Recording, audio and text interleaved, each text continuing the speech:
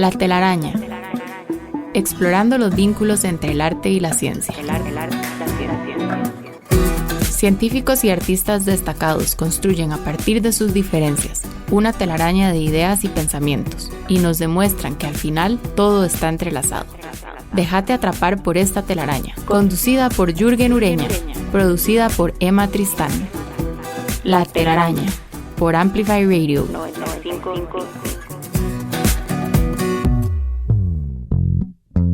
Buenos días, les doy la bienvenida a un episodio más de La Telaraña, el programa de conversaciones entre científicos y artistas que se emite todos los lunes a las 7 de la mañana en el 95.5 FM de Amplify Radio. Soy Jürgen Ureña. Nuestro programa de hoy está dedicado a los algoritmos y los metadatos. Se estima que de los más de 8.000 millones de seres humanos que habitamos el planeta, más de 5.000 millones somos usuarios de Internet. Y cada uno de ellos, o cada uno de nosotros, habría que decir, genera datos de todo tipo, ¿no? Desde la computadora, el celular, el reloj inteligente y, por supuesto, desde cualquier dispositivo que tenga conexión a Internet. Así que esa inmensa masa de información alimenta sistemas que toman decisiones, en alguna medida, en materia económica, política, científica, incluso dentro de procesos creativos particulares. Así que a través de esa formidable cantidad de datos, esos sistemas generan verdaderos procesos de aprendizaje, aprendizajes profundos incluso, ¿no? Que implican la existencia de varios niveles de gestión de la información, datos, metadatos, algoritmos. Aprendizajes, decía, que de alguna manera nos obligan a repensar la realidad tal como la conocemos hasta ahora. Y creo que el asunto tiene muchas aristas, definitivamente. Hace poco, por ejemplo, en España, un sistema de inteligencia artificial resucitó, digámoslo así, con una exactitud estremecedora, la voz del dictador Francisco Franco, muerto desde 1975. Así que creo que esto ocurre mediante un algoritmo, hay que decirlo, que utilizó grandes cantidades de datos y metadatos. Y creo que esto, como decía, nos hace repensar el mundo en el que vivimos. A veces nos hace también tener una cierta sensación de amenaza en relación con ese mundo, que es importantísimo conversar, discutir, pensar. Así que para eso, para conversar sobre este tema o estos temas, contamos con la presencia de dos araños reincidentes, que son el artista visual Luciano Goizueta y el comunicador social Ignacio Siles. Bienvenidos, Ignacio y Luciano, una vez más a La Telaraña. Muchas gracias. Gracias, un gusto estar acá. Gracias por la invitación nuevamente. Gracias por ser reincidentes y gracias por apuntarse a hablar sobre este tema que realmente es, ¿verdad? A mí particularmente como que se me viene encima, es como una gran ola. No sé si a ustedes ya veremos cómo lidian con la tecnología y específicamente con los algoritmos y los metadatos, porque sé que también de alguna manera ustedes sí decidieron zambullirse en esa ola, ¿no? Ustedes sí nadan ahí, me parece que con mayor fluidez por lo menos con la que yo puedo nadar. Eso me parece. Ya veremos. Estoy tan convencido. Ya veremos si salimos victoriosos al otro lado. Exacto. Voy a presentar a Ignacio. Ignacio Siles es doctor en Medios, Tecnología y Sociedad de la Northwestern University en los Estados Unidos. Es profesor catedrático de la Escuela de Ciencias de la Comunicación Colectiva e investigador del Centro de Investigación en Comunicación de la Universidad de Costa Rica. Es autor de varios libros, entre los que podríamos destacar Viviendo con Algoritmos, del año 2023, por supuesto muy oportuno para nuestro programa de hoy. Viviendo, conviviendo o malviviendo, le podemos poner en un subtítulo. Sí. Otra de sus publicaciones se titula Una historia transnacional de Internet en Centroamérica, del año 2000. Y Por un sueño enredado, una historia de Internet en Costa Rica, del año 2008. Ignacio ha escrito además varios ensayos sobre la relación entre tecnología, comunicación y sociedad. Y su trabajo de investigación y docencia se centra en las implicaciones sociales, políticas y culturales del uso de tecnologías como redes sociales y algoritmos. Así que estamos hablando con la persona correcta. Ya veremos también. Parece. Qué compromiso, ¿verdad, Ignacio? Yo creo que es interesante comenzar la conversación, Ignacio, hablando sobre este caso de la resurrección de la voz de Francisco Franco, ¿no? Sobre cómo el análisis de datos, el uso de algoritmos, puede permitir que la realidad cambie y se modifique hasta ese punto. Creo que sería interesante comentarlo a partir de tu experiencia o de tus trabajos. No, el caso es muy interesante, pero me hizo pensar en otro que está ocurriendo en el momento de esta conversación, que tiene que ver con esta empresa que se llama OpenAI, la creadora de ChatGPT, que decidió ponerle voz también al chat, por así decirlo, recientemente. Y habían optado por la actriz Scarlett Johansson, que le había dado voz al personaje Samantha en la película Her, de Spike Jonze, gran película, por cierto. Claro, gran película. Aprovechamos para recomendarla. Aprovechamos para recomendarla. Spike Jonze también tiene un corto en el que trabaja esas mismas ideas que se llama I'm Here. Dura 28 minutos y es como de la misma época de Her. Lo recomiendo también.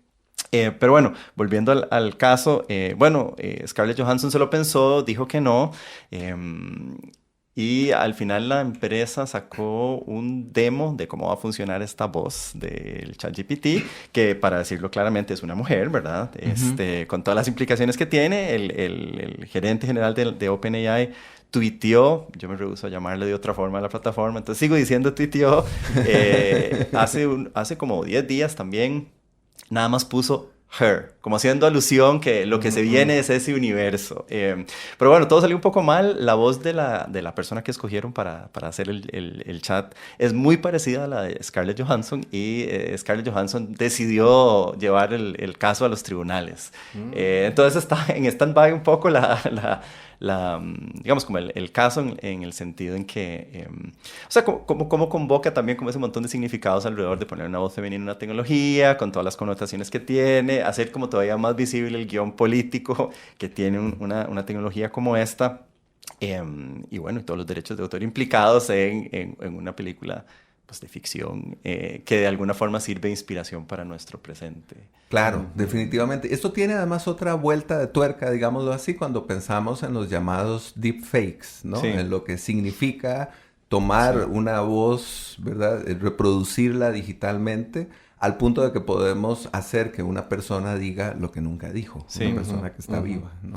Sí, ese caso también es muy interesante porque pasamos de, no sé, hace algunas décadas de esa aspiración de vivir en una sociedad de la información, podemos llamar a preguntarnos si ahora estamos en una de la desinformación. O sea, nuestra preocupación es precisamente esa, si lo que tenemos enfrente, cuán verdadero es eso. Y a mí me parece como que lo que apunta de manera como más general es como a esa reconfiguración de qué son los hechos hoy en día, que vemos como un poquito de ecos en todos los campos de nuestra vida, en el campo de la salud, que es un hecho, hay personas que van a cuestionar algo que en Costa Rica nos sentíamos muy orgullosos de tener un esquema de vacunación como el que teníamos, en el campo de la política, que es un hecho, que cuenta como un logro de una administración. Entonces, para mí ese es como el nombre de esta época, digamos, como esa reconfiguración constante de que es un hecho y quién tiene derecho a adjudicar lo que es.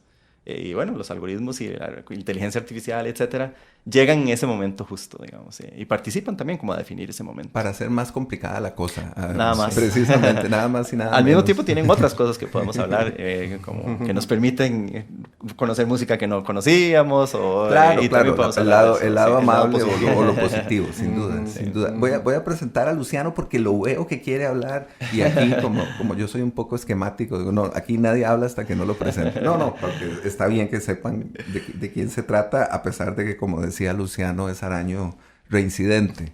Luciano Goizueta es un artista muy reconocido, especialmente por su trabajo pictórico, que alterna y entrelaza con otros medios, como el dibujo, la fotografía, la instalación, el video y las nuevas tecnologías. Desde su primera exposición en el año 2004, hace 20 años ya, no sé si hay celebración por ahí, pero deberíamos, sí, ¿no? ¿Verdad? Ha abordado diversos temas, dividiéndolos en series que visita regularmente. Y estas visitas a intereses anteriores lo conducen a una reflexión sobre el tiempo, sobre la entropía inherente a cualquier proceso, sobre los procesos y por supuesto esto está asociado también sin duda a nuestro tema de hoy, al punto de que alguna de tus exposiciones ha llevado ese título directamente, ¿no? Metadata, sí. ¿no?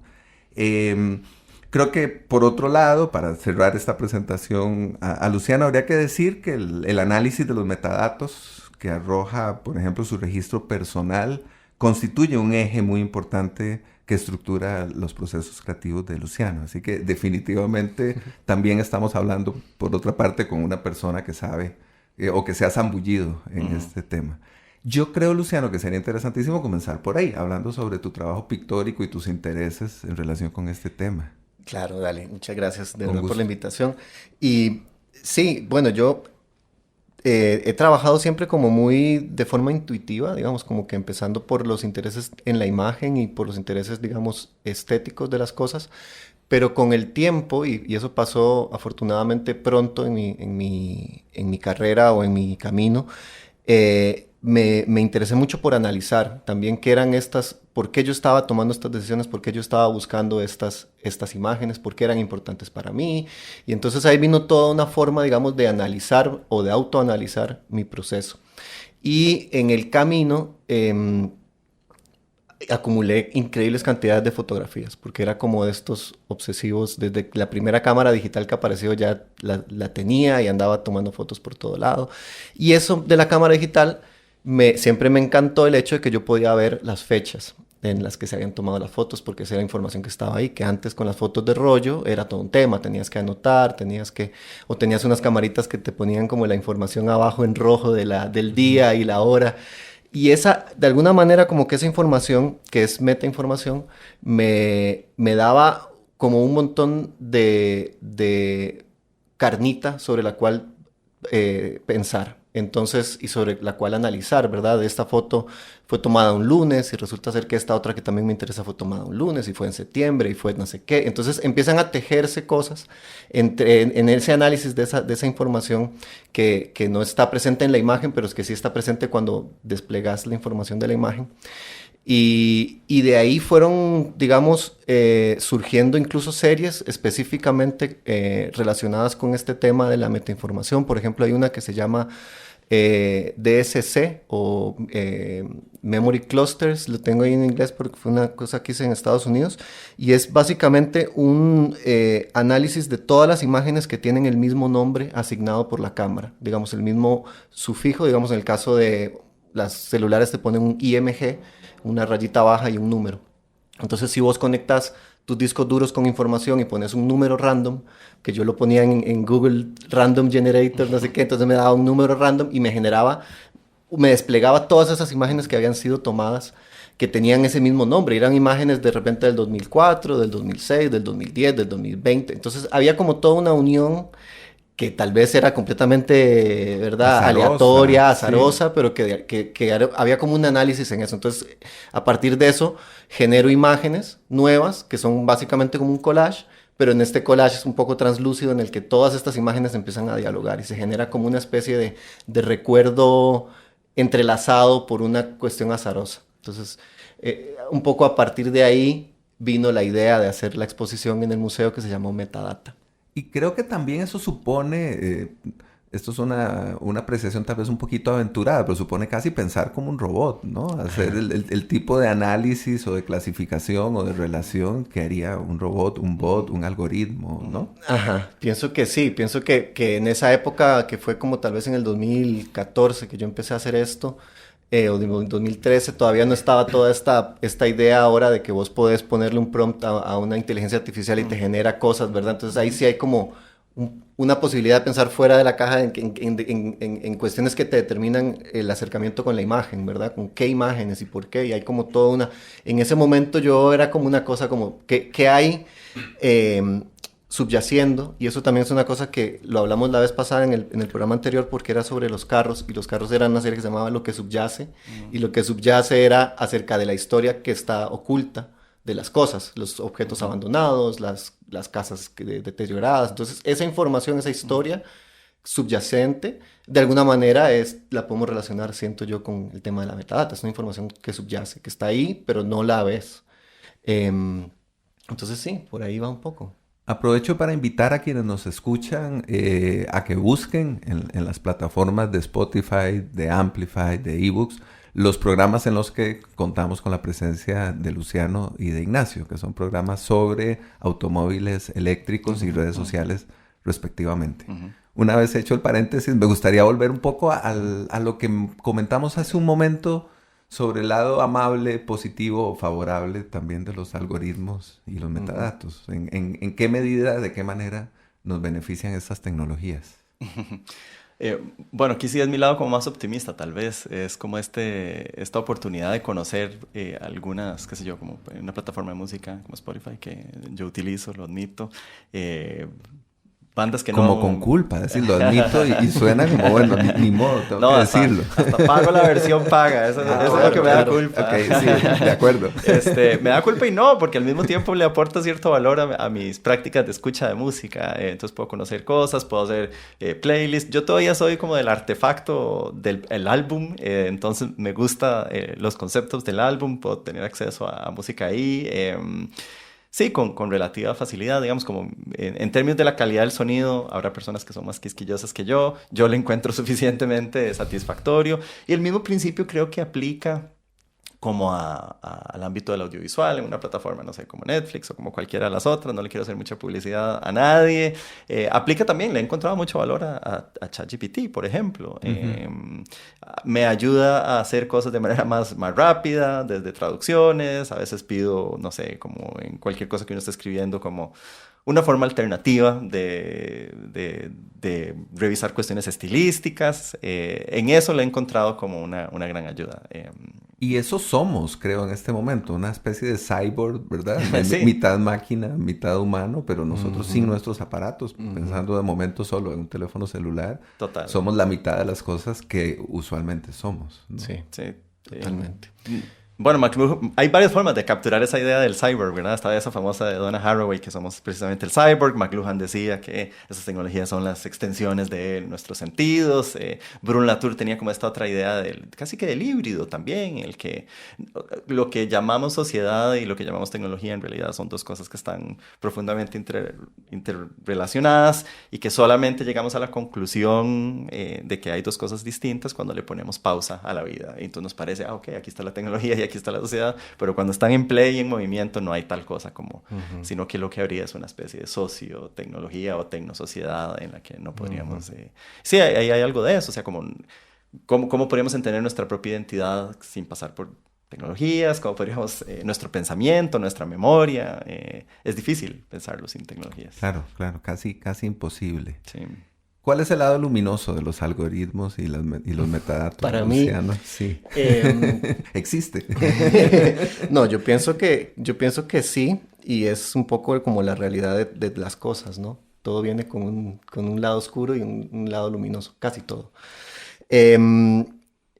Yo siento que un poco como te pasa a vos, Ignacio, hay una posibilidad de descubrimiento que antes no estaba. Sin embargo, es un poco a partir de esa relación tuya con la tecnología. Entonces ese descubrimiento va bien sesgado, ¿no? De tus gustos, de cómo vos procesas o buscas la información. Entonces eso es un poco lo que te devuelve, y de ahí viene todo el tema de la cámara de eco, ¿verdad? Que también es un tema que me interesa muchísimo en mi trabajo, porque de alguna manera este ejercicio que hago yo de búsqueda hacia lo interno se convierte en una cámara de eco, pero es un tema también muy relevante hoy en día, porque la información que nos llega es esa información que está dirigida a nosotros, y de ahí viene el tema que decías vos al principio de la verdad y de los hechos y la posverdad y verdad, todo esto. Pero en el lado luminoso está pues eso, una posibilidad de descubrimiento, una posibilidad de encuentro también con otras personas, con otras gente afín, ¿no? Que eso es algo que de repente antes era más complejo. Ahora todos los que creemos lo mismo podemos estar dentro del mismo caja y tener contacto entre nosotros. Claro, las comunidades que antes se formaban de otra manera, y ahora a través de estas plataformas y estos procesos uno encuentra a sus pares, uno dice, no hay nadie más en el planeta al que le interese esto, y 3 minutos después entiende que hay 2,000 personas dispersas en el mundo, ¿no? Exactamente. Sí. Fantástico, ¿no? Creo que eso es fascinante. Sí lo es, ¿no? Pero creo que hemos estado como jugando con esa palabra sin decirla para referirnos a los algoritmos, pero creo que una clave clave interesante para pensarlos es precisamente la idea de que estamos en una especie de relación con estos algoritmos. O sea, lo que establecemos con los algoritmos es, a mí me parece, una relación. Una relación de comunicación, una relación interpersonal, una relación afectiva también. Nos exasperan a veces, los amamos a veces. Como parte de este trabajo de investigación, o sea, a mí me sorprendía mucho, que hice en la Universidad de Costa Rica, me sorprendía mucho escuchar como los términos tan afectivos con los que las personas con las que conversaba se referían a los algoritmos, por ejemplo, de una aplicación como TikTok, que tiene uno de esos algoritmos que a las personas les parece, voy a citarlas, muy agresivo. O sea, como que hay algo en ese nivel de recomendaciones que es distinto al resto del paquete. Pero era muy interesante escuchar a las personas decir como, yo amo este algoritmo lo amo, este algoritmo lo cuido, este algoritmo y eso, o sea, ahora que Luciano dice eso de personificar, eso hace también que tratemos a los algoritmos con las reglas de interacción interpersonal que aplican en Costa Rica también. O sea, los traemos a vivir a Costa Rica, les exigimos que se comporten como personas en Costa Rica, que no llamen demasiado la atención sobre sí mismos, porque en Costa Rica no nos gusta cuando la gente hace eso, que no se pongan demasiado... Otra forma de referirse a los algoritmos que me decían las entrevistadas era como, cuando Spotify se pone muy intenso, me parece un mae en sus 30s, como ya hasta edad, características muy específicas, claro, se le atribuye. Una cierta generación. Exactamente. Entonces, un algoritmo boomer. Exactamente, se puede poner muy boomer, se puede poner muy intenso, eso también me lo decían, es como el compa más intenso que tengo, me podrían decir, como que se pone a veces muy necio con las recomendaciones, y eso es como pedirle a los algoritmos que se ajusten a la vida cultural del país. Entonces, esa es la clave para mí para entender esto. Son relaciones de comunicación con algo que se nos parece a una persona, porque nuestro cerebro eso es lo que nos dice, a los que exigimos que vivan con las mismas reglas en las que viven las personas en Costa Rica, pero también que evolucionan con el tiempo, como toda la relación. O sea, no es solamente como que tenemos conciencia de ellos como una especie de posesión, sino que nuestra comprensión de lo que son varía a lo largo del tiempo. Yo estoy a punto de cambiarle el título a este programa. Es como mi relación con el algoritmo, o como de comedia romántica, ¿no? 24 días con mi algoritmo. Una cosa así, ¿no? Es una telenovela, nuestra relación con los algoritmos. Los algoritmos es un melodrama. Exactamente, los algoritmos también lloran, muy bien. Bueno, quedémonos con esa idea para terminar este bloque. Hagamos aquí una pausa y ya vamos a regresar a hablar sobre algoritmos y metadatos y sobre nuestras relaciones con los algoritmos. Ya venimos. La telaraña en Amplify Radio 95.5. Vínculo y tejido, arte, ciencia, trampa. Los hilos que conectan la vida de nuestros invitados construyen la telaraña. En Amplify Radio 95.5. Hola, seguimos enredados en una telaraña en la que nos hemos propuesto conversar sobre algoritmos y metadatos y hemos llegado a conclusiones importantes, creo, en este primer bloque, hablando de nuestras relaciones con los algoritmos y los metadatos, conversando con el comunicador social Ignacio Siles y el artista visual Luciano Goizueta. Como es usual, le pedimos a Ignacio que nos propusiera una canción y bueno, con cuidado pierde, como decían los abuelos. Nos propuso escuchar Wall of Ice de la banda británica The Smile. Escuchemos un fragmento y ya venimos a comentarla.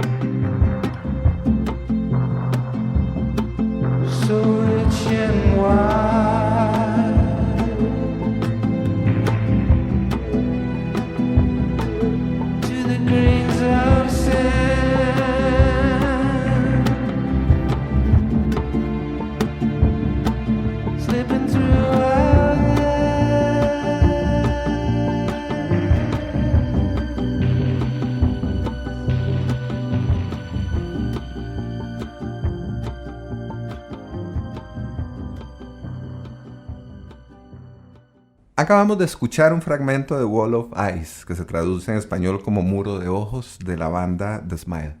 Ahora sí, Ignacio, contanos por qué quisiste que escucháramos esta maravilla, hay que decirlo Sí, así. sí, concuerdo con la evaluación. Bueno, para mí la música de Radiohead primero y de The Smile ahora, que es como este proyecto de Tom York y Johnny Greenwood, tiene como esta calidad muy cinematográfica, como que todos los diferentes elementos como que se juntan para producir una experiencia muy, muy única. Experiencia es otra palabra interesante para la telaraña, creo yo. Porque, creo que está como en el corazón de la reflexión científica, el experimento, la experiencia y también de la experiencia, digamos, artística. Claro, definitivamente. Paréntesis cerrado. La letra de esa canción, bueno, para juntar todos esos elementos que me gustan, el primer paso sería como esta letra donde en las primeras estrofas nos dicen como bajar un par de peldaños, entrar detrás de un muro de ojos, que para mí es como esta figura muy, muy elocuente digamos, de que es una red social, por ejemplo, de entrar al muro, el muro de la manera más literal, palabra que escogió Facebook y que se popularizó, de ojos compuestos no solo por las personas, sino por una especie de ojos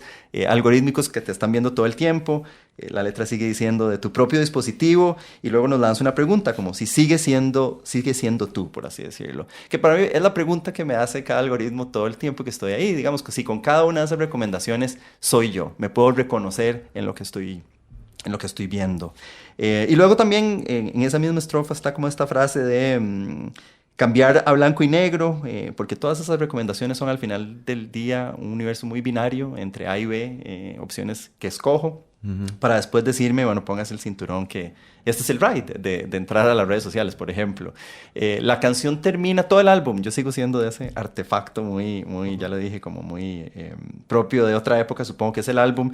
Todo ese álbum juega con desafinar la guitarra en diferentes momentos como parte de la experiencia musical. Y claramente no es que sea un error, sino que es parte de la escucha y de la canción. Escuchar a Johnny Greenwood afinar la guitarra a lo largo de la pieza. Aquí lo hacen un poco al final, lo hacen en otras piezas del álbum. Eso también me parece muy propio de los algoritmos, como ese ajuste permanente para encontrar a la persona que se reconozca en ellos con esa pregunta. Sigue siendo tú, por así decirlo. Por eso me gusta. Es interesante esa noción como del espejo, ¿no? El algoritmo nos envía una imagen o una serie de información en la que nos reconocemos o no, ¿verdad? Exacto. Nos sugiere, por ejemplo, una música cada cierto tiempo. Exacto. Y uno la escucha y dice, claro, ese soy yo, ¿verdad? Soy yo, que es para mí la definición más poderosa que puede haber de comunicación, como ese meme que circula hoy en día donde lo invita a uno a decir, sí soy. Esa para mí es la definición más poderosa de comunicación y donde los algoritmos se vuelven como un elemento de esto, como que te invitan permanentemente, instrucciones a veces muy binarias, ¿verdad? Pulgar arriba, pulgar abajo, sí soy. Claro, y ese sí soy está también atravesado por otro concepto que es el de la vigilancia, al que también remitías, ¿no? Por supuesto. Sí soy yo porque me han estado viendo durante los últimos 3 años. Él sabe quién soy yo mucho mejor que yo, ¿no? Exacto. ¿Qué voy a ir a comprar ahora? Exacto. ¿Qué impresión tenés sobre esto, Luciano? ¿Cuál es tu experiencia o tu reacción cuando interactúas con los algoritmos y recibís estas imágenes especulares, estos otros yo que te confirman que de alguna manera te han vigilado y que de alguna manera sos eso? Sí, yo creo que hay una necesidad un poco como de bloquear esa idea a la hora de relacionarse con la tecnología, porque realmente si lo tenés si estás muy consciente de eso y cómo te puedes relacionar, ¿verdad? Hay cosas de uno, ¿verdad? Que uno de repente no quiere que todo el mundo sepa, ¿verdad? Y sin embargo, cuando vos interactúas en internet y todo lo que vos hagas, todo está registrado. Claro, la intimidad ahora es un concepto medieval, decía Alejandro González Iñárritu. Y la gente más joven tienen de repente más desapego con la intimidad, o sea, son como más... de repente la intimidad la publican con más... No sé si hay gente también de nuestra edad, pero creo que hay como crecer con esta idea de la intimidad abierta y de decir todo lo que pienso y todo lo que siento y todo lo que hago y donde estoy y con quién estoy. Como que poner eso siempre afuera a que los demás lo puedan percibir es algo que a mí me aterroriza. Digamos, yo no podría hacerlo jamás en la vida, pero creo que hay una tendencia hacia ahí, como una transparentar tal vez tu interacción.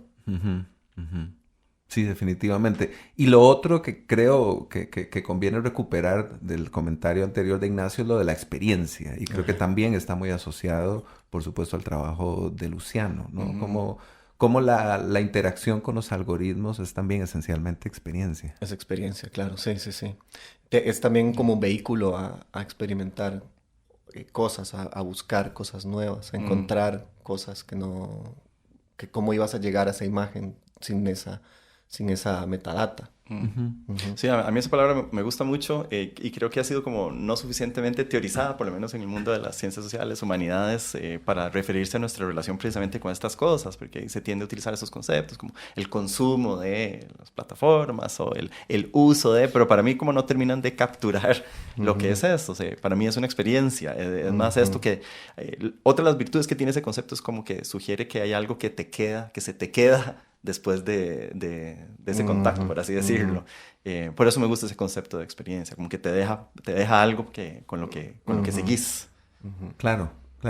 A mí hay otro rasgo, digamos, de los algoritmos que me llama la atención, que es la característica de su funcionamiento que hace que aquello que comienza a ser popular de repente se convierta en una cosa masiva, ¿no? La manera en la que el algoritmo potencia, digamos, el elemento, la música, el texto, la fotografía popular, y lo convierte en viral. Y aquí también tenemos un concepto muy asociado a los algoritmos, pero no negativamente o peyorativamente, sino más bien como un halago. Ahora, muchas de las personas que utilizamos algoritmos y redes sociales queremos ser virales. Es una aspiración casi, ¿no? Sí, no, y lo vuelve al mismo tiempo muy complicado porque los algoritmos, aunque nos relacionamos con ellos, no tenemos acceso a su código tampoco. No sabemos exactamente qué criterios priorizan. Especulamos sobre eso y sobre la base de esas teorías populares, si se quiere, o esos imaginarios, actuamos y nos relacionamos, pero no tenemos 100% de claridad de cuáles son los criterios que se priorizan, y eso lo vuelve muy incierto también. No tenemos a ciencia cierta claridad de qué hacer para que por ejemplo, las personas que dependen de esto, que crean contenidos, que quieren que se viralicen, es muy incierto el proceso para saber qué es lo que va a resultar del otro lado. Y las plataformas en eso este es su más grande secreto, por así decirlo. Y entre menos regulado sea, mejor para ellas. Quiero decir, para nosotros no estoy seguro de que sea lo mejor. Hay tal vez un poco más de transparencia sobre cuáles son los criterios que se priorizan, por qué hay algo que se viraliza y por qué no. Nos ayudaría como, digamos, como a pedir más cuentas de qué es lo que está detrás de eso. Pero es muy incierto. Y por el momento, digamos, en Estados Unidos que se aprobó recientemente esta ley donde se prohíbe, digamos, en algunos meses, casi un año, el uso y la descarga de TikTok. Es muy interesante que la solución, entre comillas, que se propone sea prohibir el uso de una aplicación porque no se entiende su algoritmo, en lugar de forzar a todo el mundo a ser más transparente con el algoritmo. Eso nunca fue una opción, al menos no una que se discutiera, digamos, como públicamente. Claro. Y no lo es ahora tampoco, ¿no? Digo, nadie se lo plantea así. Tal vez quiero recuperar esa idea del principio. No nos planteamos el algoritmo con un funcionamiento distinto. Decimos, el algoritmo es lo que es. Y los algoritmos son cosas como programadas, ¿verdad? Son como sucesiones de acciones que están programadas, que tienen un sesgo, que tienen una intención, ¿no? Entonces, de repente también yo pienso en esta cosa que pasa, que es como... Sí hay una respuesta a mis intereses a través de mi metadata y de mi interacción, pero también hay una sugerencia hacia ciertas cosas que te va a hacer la plataforma, que te va a ir guiando también tus intereses y tus gustos, ¿verdad? Y entonces eso es interesante, como de repente terminas interesándote por cosas y con lo que decías antes de soy yo, like o no like, ¿verdad? De repente sí, o sea, esto soy yo porque mis interacciones fuera de las redes me conformaron de esta manera, pero de repente también mis interacciones dentro de las redes me conforman de una manera y me hacen que mis gustos cambien y se orienten hacia... Entonces, de alguna manera también va como dando pauta de qué se viraliza, de qué no se viraliza, de qué se habla. Sí, a mí eso lo que me hace pensar es como una especie de gran cauce, como una gran corriente, ¿no? Y creo que es importante resistirse de alguna manera o pensar de otra forma. Parte de relacionarnos con estas cosas, casi personas o como queramos verlas, es resistirlas también. Y las personas creo que también Porque está también como esta visión, me parece a mí como muy establecida de que casi un poder al que no podemos resistirnos, que los algoritmos nos llevan, nos hacen hacer cosas. Y yo no niego la posibilidad de que eso ocurra, pero si eso es así, debería ser más el resultado de nuestra investigación. Aquí estoy pensando como científico social tal vez, y no tanto nuestra premisa. A mí me parece que cuando vemos la relación que las personas tienen con esto, siempre hay espacios de resistencia. Tal vez no la resistencia que nos lleva a las calles a protestar porque no podemos ver cómo funciona el algoritmo, pero sí una resistencia, si se quiere, como infrapolítica, una resistencia que está ahí, como que no siempre adquiere un nombre propio como acción política en contra, pero que, no sé, como chismear sobre el jefe en el trabajo, como llegar unos minutitos tarde, o como tardarse más haciendo algo que uno podría hacer, como ese tipo de resistencia, pero está ahí y moldea la relación con estas plataformas. Bueno, yo pienso que incluso es deseable resistir con las propias herramientas del algoritmo, ¿no? También, sí. Eso sí, sería también. lo ideal. Yo tengo un caso en mente que es el de este físico y divulgador llamado Javier Santoalla, ¿verdad? Que creó una plataforma que se llama Amautas y que es una plataforma con valor científico y cultural que pretende revertir, digamos, esta especie de cauce popular de los algoritmos. Yo no sé si es posible avanzar en esa dirección, pero me parece un precedente importante.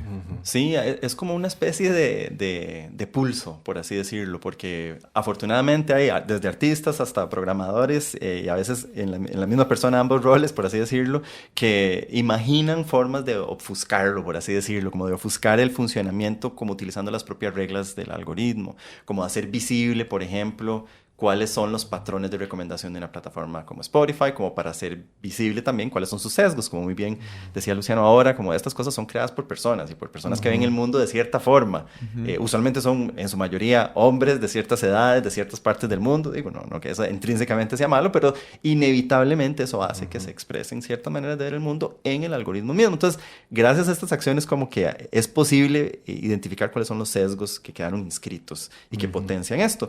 Pero las plataformas no les gusta esto, desde luego. Entonces andan como en ese juego ahí del gato y el ratón, como tratando de cerrar al paso a ese tipo de soluciones. A veces por la vía legal, a veces por la amenaza, a veces por... pero creo que son indispensables también. Precisamente como para hacer visibles las fronteras de esa burbuja, por así decirlo. Para dónde y en qué momento es que estamos entrando en un espacio como ese.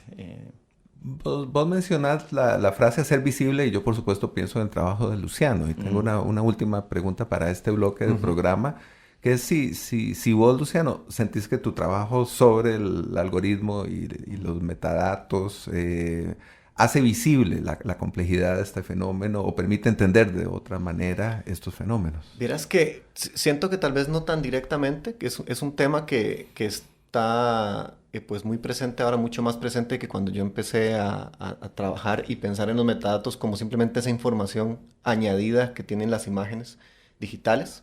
Como decía al principio, esa información que ahora te permitía ver cuándo se tomó la foto, pero digamos también en este momento en qué lugar se tomó la foto, porque tenés activado la localización en el teléfono, entonces te conecta a la otra cámara que tengo también, tiene un GPS, entonces toda esa información es información que después yo exploro y que empiezo un poco como a tejer cuestiones que tienen que ver con mapas, cuestiones que tienen que ver con información y todo. No hago tal vez un trabajo tan relacionado a los metadatos en su función más de las redes y en su función que es más social, digamos, que tiene un impacto, sino yo trabajo sobre esa información subyacente nuevamente a la imagen, esa información escondida, o sea, me interesa mucho pensar en eso que no estás viendo, pero que está ahí de alguna manera. Y a partir de ahí, pues contar una historia. Y mucho de lo que yo cuento es la historia de la historia. O sea, hay una cuestión como muy recursiva en mi trabajo, como del espejo frente al espejo, y de ahí viene el concepto de la cámara de eco, pero los metadatos y la metainformación y toda esta otra, estos otros, digamos, canales de información paralelos a lo que estamos viendo, me ayuda mucho a hacer esa investigación y a meterme ahí. Sí, va como más hacia esa búsqueda personal interna de los metadatos. Bueno, fantástico. Creo que con esto, además, las personas que conocen o se han acercado a la obra de Luciano tienen una información valiosa y quienes no lo han hecho tienen una invitación para hacerlo. Hagamos acá una pausa, ya venimos. La telaraña en Amplify Radio. La telaraña. Científicos, artistas, humanos, descubriendo lo que nos separa, lo que nos une. La telaraña en Amplify Radio 95.5. Hola, continuamos enredados en una telaraña en la que hemos conversado sobre algoritmos y metadatos, en una metatelaraña nos enredamos, en una conversación con el artista visual Luciano Goizueta y el comunicador social Ignacio Siles. Hace unos minutos escuchamos a The Smile por sugerencia de Ignacio y ahora Luciano nos propone escuchar Metadata del cantautor Adam Melchor. Vamos a escuchar un fragmento igualmente y regresamos a comentarlo.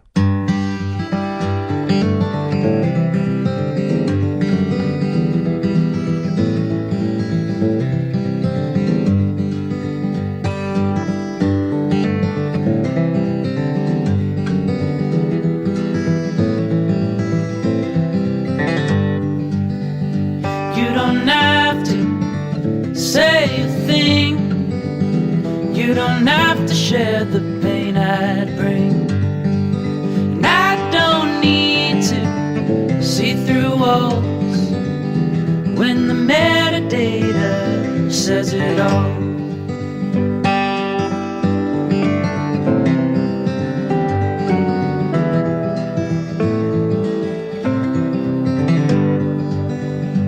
Posting pictures, smiles and beaches, tennis shoes and matching t-shirts. It's out of my hands, but it's in my phone. When the metadata says it all. Faith in timing. Some go your way and others stay in place.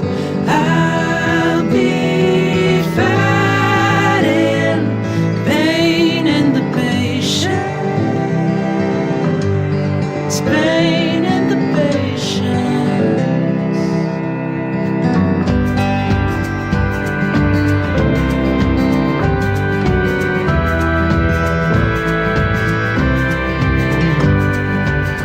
What more can I do now? But hold on strong. Take it day by day, it's all you call. And I know silence when it's standing tall. And the metadata says it all. Faith in timing. Some go your way and others stay in place. I'll be fighting pain in the patience, pain in the patience, pain in the patience, pain in the patience.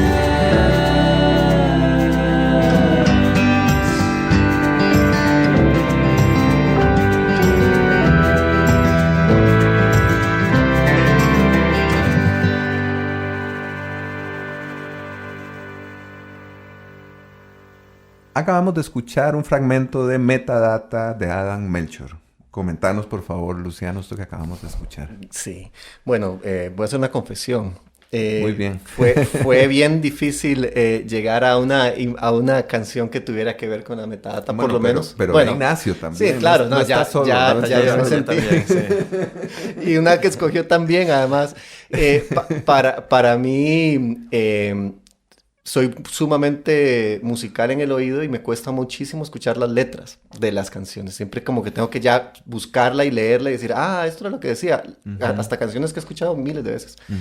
Entonces como que de repente llegar a la canción, entonces hice uso de la metadata y de nuestras herramientas de búsqueda y llegué a esta canción de un autor desconocido. Habían varias canciones que se llamaban metadata. La gran mayoría eran electrónicas y eran terriblemente malas. Pero esta tenía como un toque ahí, como José González en la guitarra, y empecé un poco a investigar y me pareció interesante la letra, algunas cosas que dice la letra acerca de la metadata, ¿verdad? O sea, ¿para qué te voy a decir algo si ya la metadata lo dijo todo, ¿no? Que es una cosa que me pareció como súper linda la frase. Entonces sí, llegué un poco como al tema y a descubrir esta canción al mismo tiempo que la estoy proponiendo, pero creo que es interesante como haberlo encontrado así, más que algo que venía como de otro lado, ¿no? Claro, bueno, lo encontraste siguiendo el rastro de la metadata, precisamente, ¿no? A mí eso que acaba de decir Luciano me parece muy interesante también. Me hizo pensar que hubo un momento en el que la metadata no decía todo, sino que se pensaba que no decía nada. Antes de que la metadata fuera o tuviera el valor económico que tiene hoy en día, se consideraban como excesos de información que no aportaban nada. Yo creo que fue un poco, no voy a decir un accidente, pero hay algo como de no planeado en Google en particular, en el cambio de milenio, en descubrir específicamente esta empresa que nace como un proyecto académico para hacer recomendaciones, mejorar la web de hace bastantes años, que los hace inclusive cambiarle el perfil de la empresa de una cosa académica a una máquina sideral de dinero, que fue precisamente descubrir que la metadata decía todo, por así decirlo. No, eso no era el origen, digamos, no era el propósito original que tenía ese exceso de información, sino que se dan cuenta de que hay otra historia que contar yéndose al nivel meta de esa información y que pueden maximizar sus ganancias transformando eso en publicidad específica. Y eso o sea, con esto la tecnología es muy fácil como caer en esas hipérboles y todo, pero para mí por lo menos, voy a hacer mi hipérbole, eso reinventa casi que el capitalismo, digamos, le da una nueva etapa a la historia del capitalismo donde estas empresas hacen son máquinas siderales de dinero a punta de metadata, al final de cuentas. Google, $250 mil millones solo el año pasado, utilizando ese principio de que la metadata lo dice todo. Claro, en cualquier caso es un gran descubrimiento. Sí, imagínate. Analogías como descubrimiento azaroso como el de la penicilina o así. Exacto. Había algo ahí, dijo, ¿qué será esto? ¿Verdad? ¿Qué es esto que tenemos por ahí? Que parece que no nos sirve para nada, pero tal vez sí. Pero tal vez sí. Y cambiar la historia del planeta, digamos. Sí. Hay un asunto que me da vueltas ahora, bueno, que en realidad lo comentamos fuera de micrófonos y me gustaría traerle a la conversación, que es la posibilidad de que estos algoritmos comiencen a contar con información sobre el contexto, por ejemplo, de la escucha, ¿no? Sí. Yo creo que en general todas estas plataformas han hecho un esfuerzo, digamos, actúan bajo el principio general de que tener acceso al contexto de cada persona mejora la recomendación que está hecha. Y han hecho todas, creo que sin excepción, desde en el ámbito de la música Spotify hasta en el ámbito de, como quieras llamarle, lo que hace Meta, inversiones importantes de dinero para tratar de capturar mejor el contexto en el que ocurre el uso o la experiencia de estas plataformas. Entonces, en el caso de Spotify, ¿qué haces mientras estás escuchando la música? Como, de nuevo, con ese principio de que si entendés eso, podrías mejorar el tipo de recomendaciones que se hacen. Meta en particular ha invertido mucho como en compañías que han adquirido, que han comprado, como para tratar de entender qué haces, por ejemplo, cuando utilizas Instagram. Si estás caminando, estás corriendo, estás en transporte público, estás en un vehículo, estás en una bicicleta, o sea, porque todas esas opciones ocurren. Como eso, digamos, que no eran como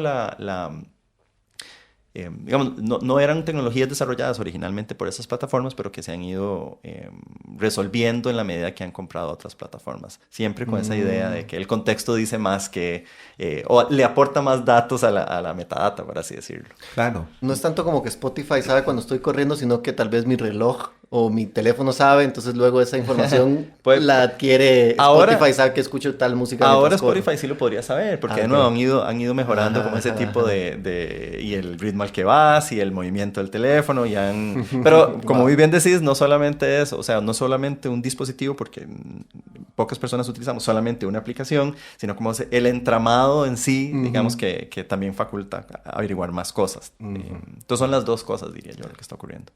Y a mí eso me lleva a pensar también en la necesidad de hacer lo mismo en sentido contrario. Lo que quiero decir es, las plataformas o la tecnología necesita entender el contexto en el que nosotros la utilizamos Y nosotros necesariamente, inevitablemente, deberíamos tener un mayor contexto sobre la forma en la que se producen estas tecnologías, cosa que no hacemos.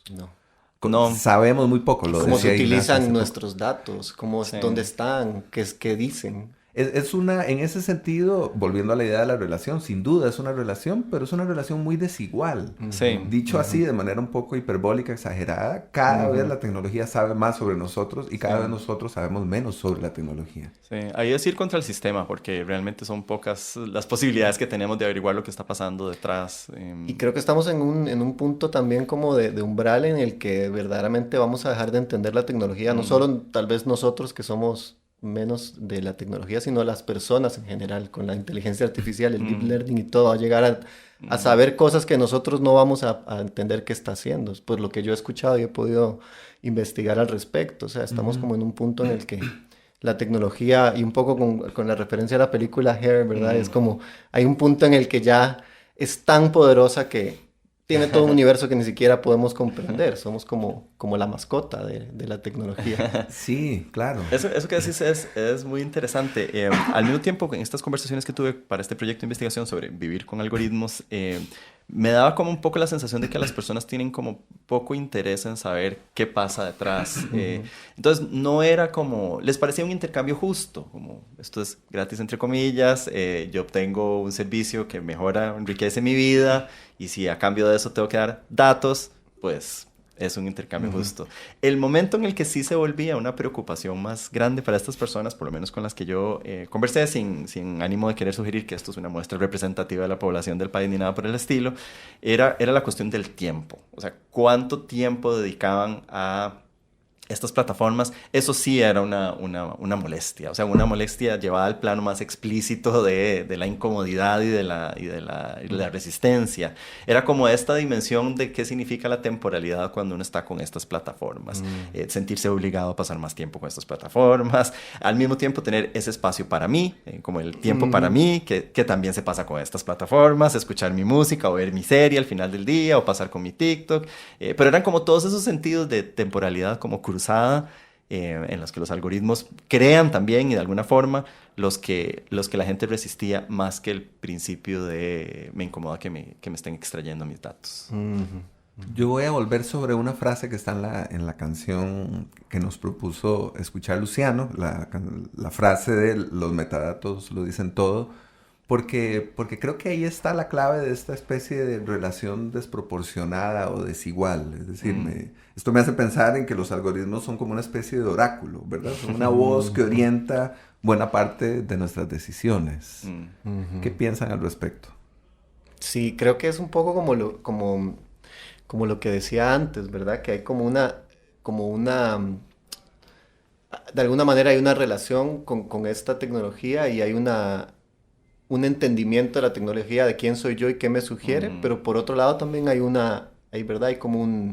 Hay como este oráculo también sabe hacia dónde vas mejor que vos y te puede ir guiando y tal vez te guía hacia consumir más o qué sé yo, hacia pasar más tiempo pegado a Instagram o, ¿verdad? Como de repente no son cosas que yo verdaderamente quisiera hacer con mi vida, quisiera hacer más deporte. Claro. Pero no estoy haciendo. Pero el oráculo no te dice que hagas deporte.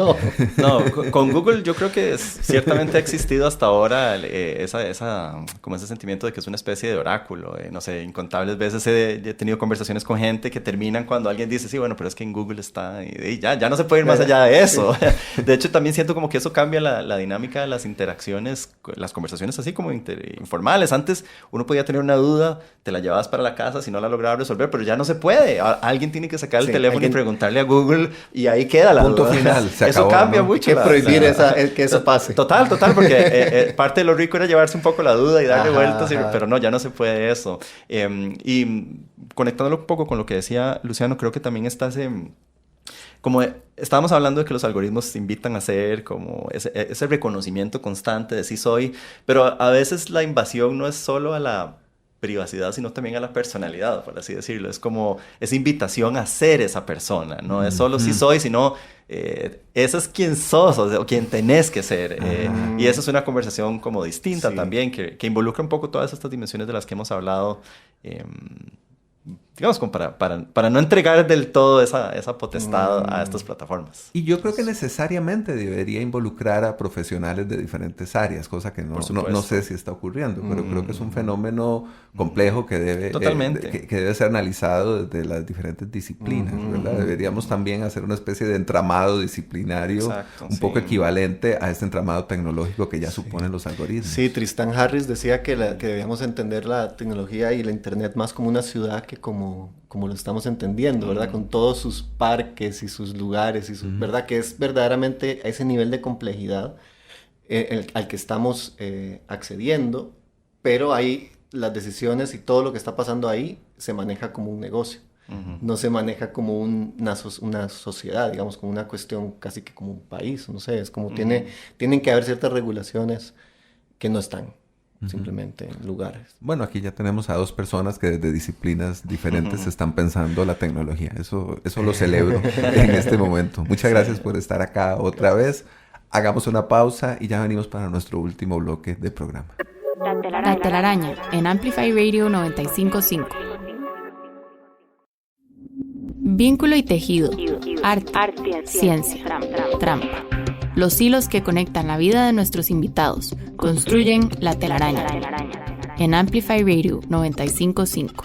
Hola, bienvenidos al último bloque de una telaraña en la que hemos conversado sobre metadatos y algoritmos con el artista visual Luciano Goizueta y el comunicador social Ignacio Siles. Nuestro invitado ausente de hoy es el ingeniero, criptógrafo y matemático estadounidense Claude Shannon, que nació en 1916 y falleció en 2001. Cuando hablamos de temas informáticos, pensamos con muchísima frecuencia en Alan Turing y por sobrada razón, ¿no? Debido a su extraordinario papel histórico en el desarrollo de esta disciplina.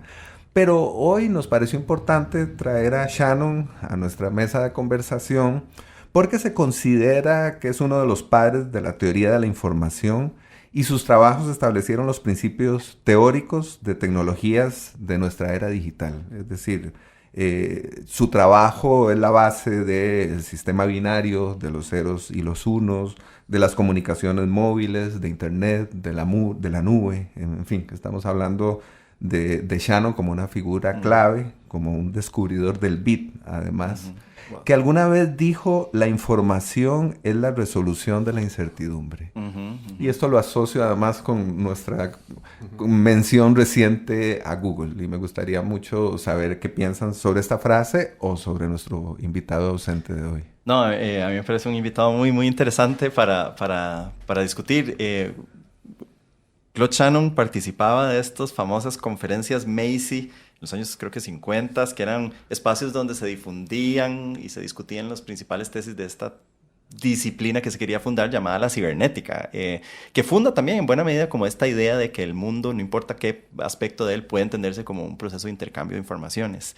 Y otro participante de las conferencias Macy era Gregory Bateson, un antropólogo británico que tenía otra definición de información que a mí me parece muy interesante, que es esta idea de la diferencia que hace la diferencia.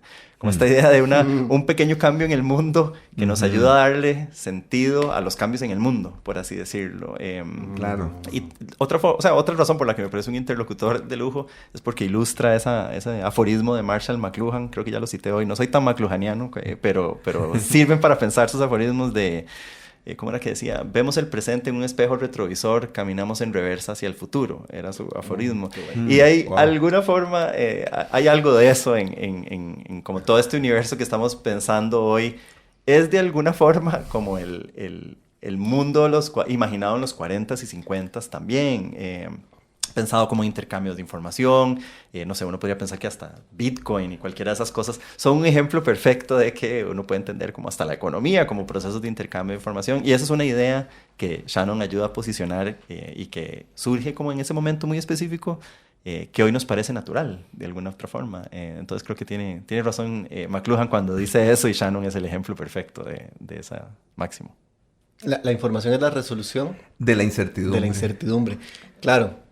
La resolución, cuando lo escuché, lo primero que pensé es la resolución como de una fotografía. La cantidad de píxeles, ¿verdad? Pero luego la resolución en esa otra acepción. Ajá, porque estamos hablando de datos, pero la resolución es como la solución, realmente. Y pienso mucho en esta en esta sensación que da la incertidumbre, que solo se puede romper al investigar, ¿verdad? O sea, este miedo, lo pienso mucho en algún momento que estuvimos viviendo con los chicos y con Caro en la montaña, y nos daba mucho susto estar rodeados de tanto espacio y de tanta cosa, ¿verdad? ¿Y qué hay ahí? Y qué susto en la noche, y la cerca no es suficientemente alta. Entonces yo empecé a recorrer en bicicleta y caminando el barrio, y me di cuenta que era súper bonito y que realmente no había Ninguna amenaza. ninguna amenaza. De verdad, ninguna. Era realmente un barrio que estaba muy bien, pero todos desde lo que podíamos observar nos parecía sumamente amenazante. Y lo único que rompió esa incertidumbre fue la información.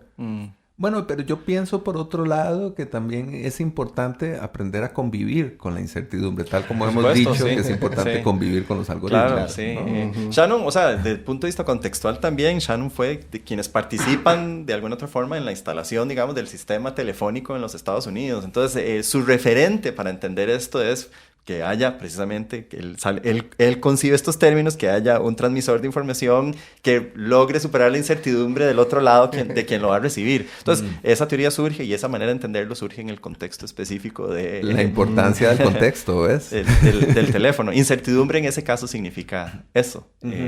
Pero suscribo totalmente lo que decís, digamos, como esta idea de la incertidumbre es una bonita herramienta para poner a los algoritmos a llorar, para decirlo de otra forma. Para entender nuestra realidad de otra forma. Total, ¿verdad? sí, La sí. física cuántica planteó el Total. principio de incertidumbre como una condición de nuestra realidad. En Total. fin, sin ponernos demasiado técnicos o teóricos, creo que es importante también por en supuesto. alguna medida abrazar la incertidumbre. Sí, sí. ¿no? No Suscribo tener la necesidad las siempre de respuestas. tener el dato o la respuesta o la información. Inmediata, sí, ¿verdad? sí. Bueno, pues bien, les propongo que a propósito de esto, de información, de datos, de metadatos, de bits, escuchemos un tema musical de una banda alemana llamada Kraftwerk y que se titula Computer World, y que creo que es interesante porque es una pieza de principios de los años 80 que nos hace también entender o conversar sobre la forma en la que imaginábamos el avance tecnológico en ese momento. Escuchémosla y venimos a comentarla y un poco a cerrar nuestra telaraña de hoy.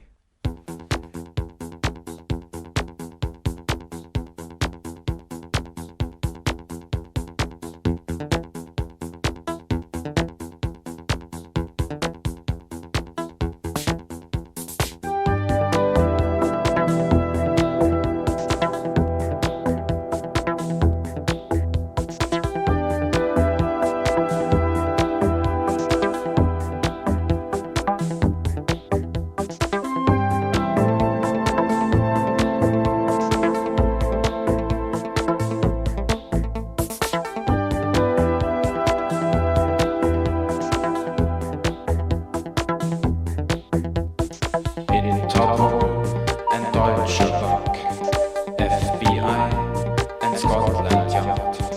In Togo and Deutsche Bank, FBI and Scotland Yard.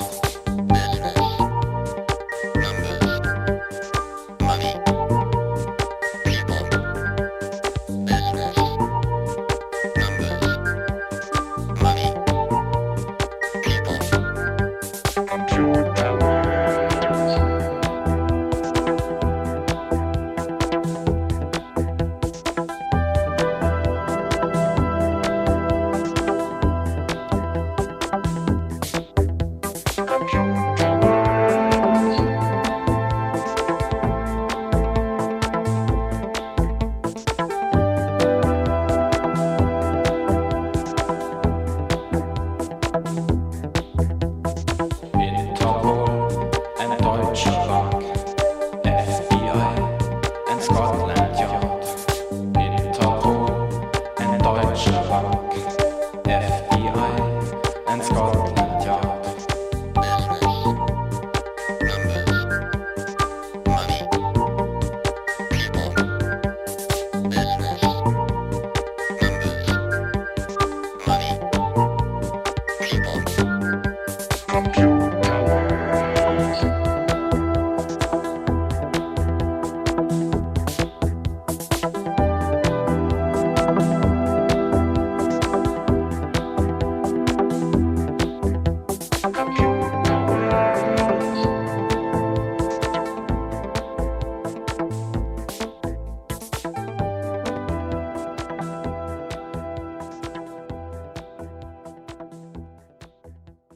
Acabamos de escuchar del grupo alemán Kraftwerk un fragmento de Computer World, que es un tema musical que además da título al 8º álbum de estudio de la banda. Fue lanzado en 1981 y se caracteriza por letras muy sencillas y sonidos electrónicos, ¿no? Podemos escuchar unas pocas palabras: negocios, números, dinero, gente, cosa que creo que también es muy sugerente si hacemos este pequeño ejercicio de pensar la forma en la que nos pensábamos en los años 80 en relación con la tecnología.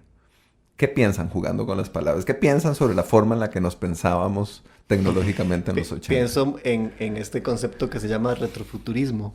Claro. Que es esta idea de cómo percibís el futuro, cómo se percibía el futuro antes. Y a mí me parece o sea, en términos estéticos, son referentes para mí increíbles. Te pones a ver las cosas de los años 40, y cada década, dependiendo de las cosas que se van descubriendo, esa visión de futuro va cambiando, pero nunca es para nada parecido al verdadero futuro. Siempre es una proyección completamente errónea. Y porque siempre hay alguna tecnología disruptiva que cambia el paradigma y que de repente ya, digamos, en los años 40 haber pensado que podías volar a cualquier parte y que entonces eso iba a cortar las distancias y entonces los carros iban a ser voladores. Nadie se imaginó que no ibas a necesitar eso porque ibas a poder hablar con cualquier persona en cualquier parte del mundo en cualquier momento desde tu... ¿Verdad? Es como...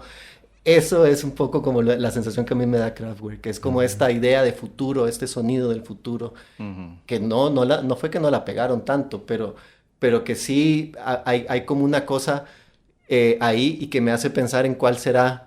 ¿Cómo veremos nosotros nuestra proyección de futuro en 30, 40 años? ¿Cómo va a ser entender qué tan errados estábamos, ¿no? Que en general nuestra proyección de futuro es apocalíptica, ¿no?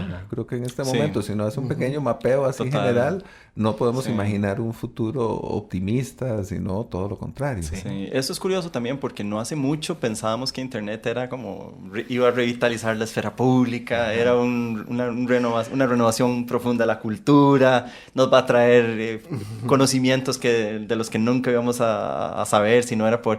Y en poco tiempo, ahora lo culpamos un poco de todo también. Lo culpamos de destruir la democracia, aumentar el populismo en todo el mundo, meternos en burbujas.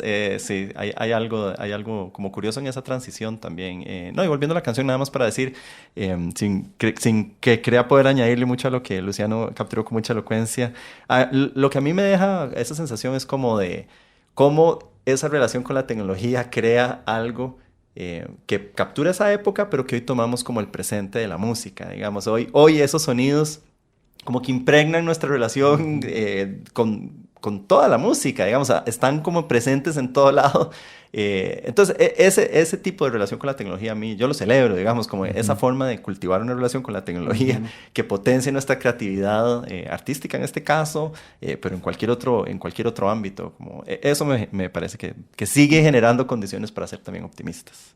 Muy bien, bueno, qué bien. Además terminamos optimistas. Más no se le puede pedir a este programa. Vamos contra la época.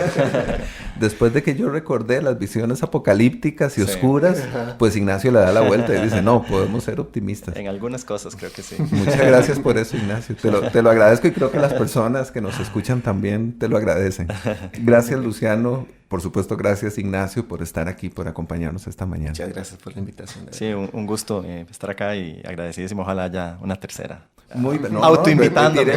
Muy bien. Ya cuando uno se autoinvita está en otro nivel. Para que veas el gusto que significó. Pues bueno, me alegra mucho que sea así y ya de una vez esa autoinvitación nos va a llevar a un tercer programa. Profecía autocumplida y todo.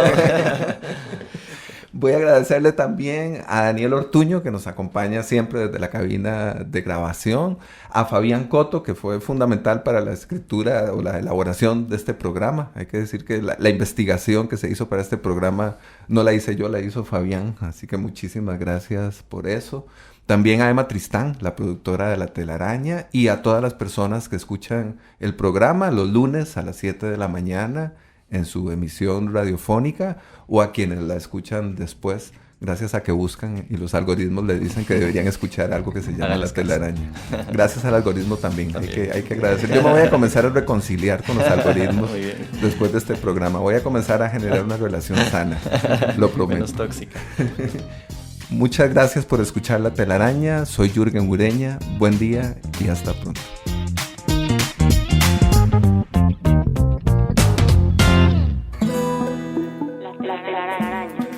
Explorando los vínculos entre el arte y la ciencia.